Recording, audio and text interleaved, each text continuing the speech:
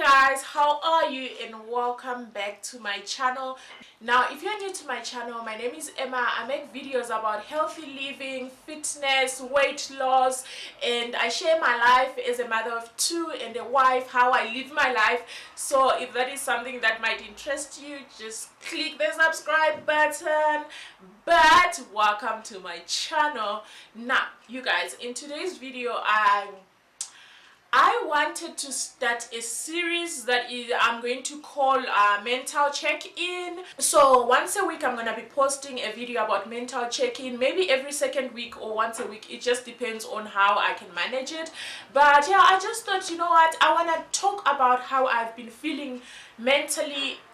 It's just been, it's been a lot. So I just thought, you know what, I want to share my journey, what I've gone through and what I'm going through and what I'm going to go through in the future. I just want to share it with somebody. I'm not an expert when it comes to emotions. I am totally not an expert. So I would love to hear from you guys. How do you handle certain situations? How do you handle certain situations mentally? How do you get yourself out of a hellhole if you're going through a lot? How do you stay sane? How do you keep yourself mentally healthy, mentally safe, mentally, mental security in general? So yeah, let's get into this video, you guys. I brought in a glass of my red dry wine. This is the Nederberg wine. It's a South African wine. I totally love red wine, you guys, especially when it's dry. I don't like sweet wines. Sweet wines are not my thing at all. They depress me.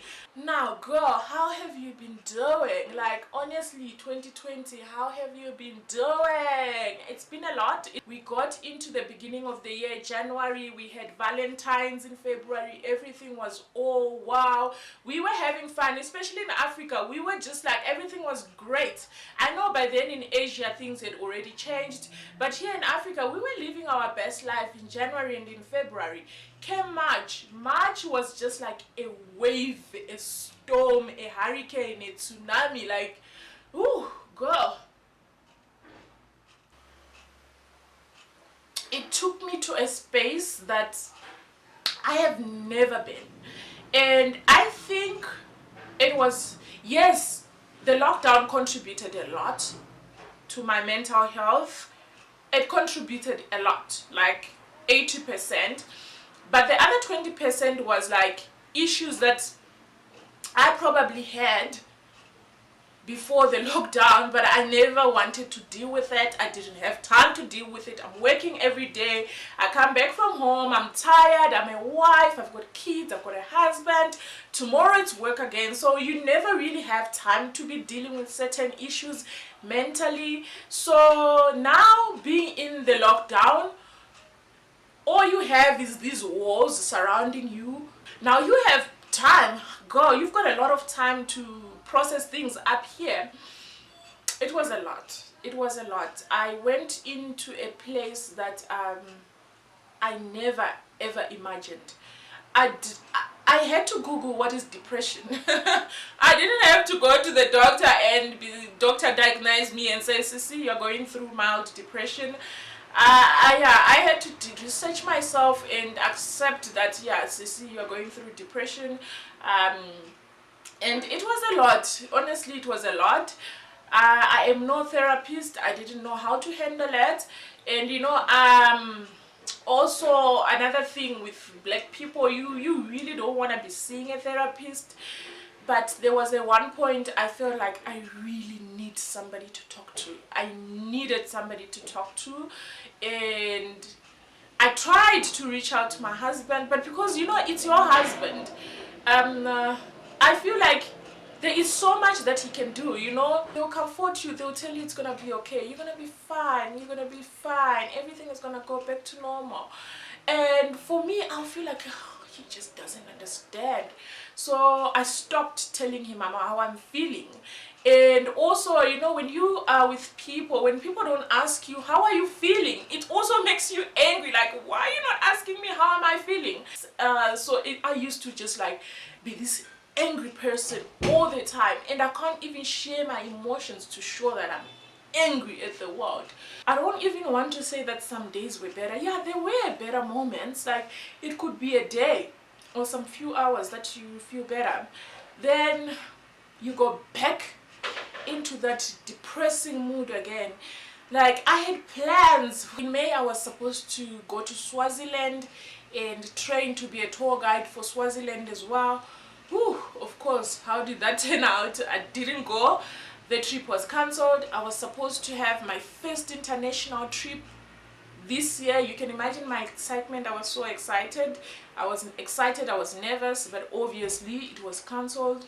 So it was a lot dealing with all that, the disappointments, and now that you are home all the time, I had time to process about my life. Now I'm trying to process about my mistakes that I made in my 20s as a teenager, the disappointments, people that I've disappointed, relationship that I have disappointed. It was just a lot. I became a sponge of negativity. Like, I was literally sucking everything negative, and I was crying every day. And then I don't know how, but I eventually had the strength to say, "Go, stop. What you're doing is not right. You're not benefiting yourself anything. You are killing yourself. Stop it." And it took a lot in me to just pull myself out of the negativity, even when the negative thoughts come in, to say, "Stop it. Think about something positive." You know how people will be like, "Oh, listen to something positive, listen to some podcast, listen to some church sermon online."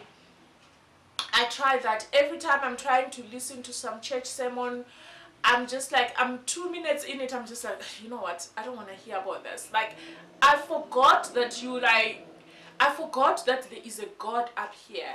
I forgot that everything happens for a reason. And if you had told me in August that I'll be sitting here and just be free and smiling and sipping my wine, I would have told you that you're lying. But thank God. I mean, there's a God up here. Everything happens for a reason, and there's a time and a season for everything. I feel so much better now. At one point, I think in August, all I wanted was just to go back to work. I kept telling myself that if I go back to work, I'll be better. So it was a good thing that I had time to be dealing with myself, dealing with things that I have thought I had dealt with. Like, there are a lot of things that I thought I had dealt with, betrayals, broken hearts that I thought I had dealt with, but it only to realize that, girl, you didn't. All you did was just, you ignored it. All I did was ignored it, and now that you have time to really process and deal with it, it was just a lot. I don't want to lie, it was a lot. It was lots of tears and tears and tears. I went back to road running, which really helped, but you don't run for 24 hours. You only go out running for an hour or two, and then you've got the rest of the other 23 hours to be processing. And your mind can be your worst enemy. I don't know, I feel like I'm just rambling and rambling, I'm not making sense. But your mind can also be your worst enemy if you don't control it. Like, at one point, I couldn't control my mind. I had no control of my mind whatsoever. I had suicidal thoughts, not once, not twice, several times. I'm just like, you know what, let's just end this. Maybe if I die, I'll feel much better. And it was like some days I'm just like, "But Emma, why are you like this? What's going on? What's wrong?" Like, I couldn't explain it. I couldn't even myself be like, "Okay, this is what is wrong." Now, it's been a few weeks of like really some positivity. I've been reading my Bible. I don't want to lie and say I've been reading my Bible every day. No. Maybe once when I have the will to read it, I do. When I have the will to go on my knees and pray, I do pray. But for the past, I think 3 to 4 weeks now, I have had nothing but a peace of mind. I haven't had any negative thoughts, which is great for me.